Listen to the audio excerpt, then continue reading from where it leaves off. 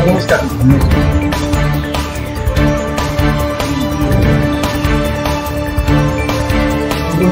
जरा आज पाण्याचा प्रश्न आहे, विजेचा प्रश्न आहे. आताच 5 वाजे आजच्या तारखेला गारपीट झालेली आहे.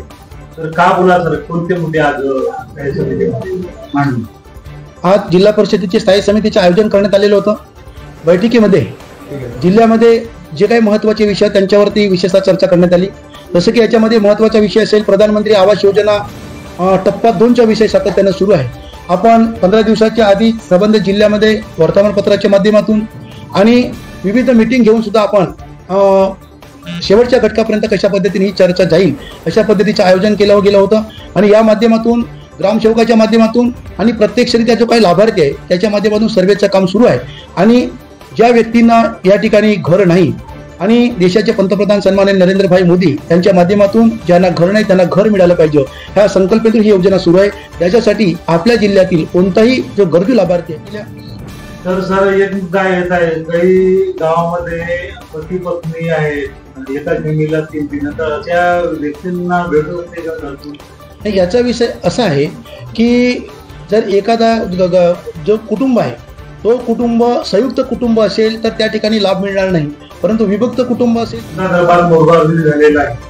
तर सर आम्ही अधिकारी आम्ही बघितलं सोलापूरचे तहसीलदार सर, आम्हाला असं वाटलं की आपण जेवढे लोक शेतकरी पट्ट्यासाठी आले होते जबरान बुटवाले त्यांचं उत्तर समर्पक तर अधिकारी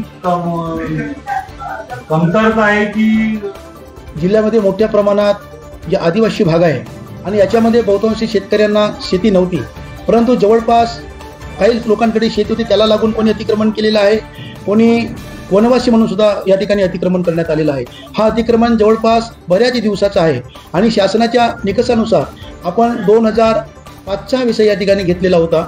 त्याच्यामध्ये आपल्या जिल्ह्यामध्ये बहुतांशी लोकांना या ठिकाणी पट्ट्याचं वितरण सुद्धा झालेलं आहे. काही ठिकाणी काही लोकांना याचा उपभोग करण्यात आला, परंतु आपण एसडीओ असतील किंवा तहसीलदार साहेब असतील किंवा कलेक्टर साहेब असतील यांच्याकडे ज्यांच्या केस आलेल्या आहेत त्यांच्या माझ्या माहितीप्रमाणे बहुतांश ठिकाणी त्यांना पट्ट्याचं वितरण झालेलं आहे.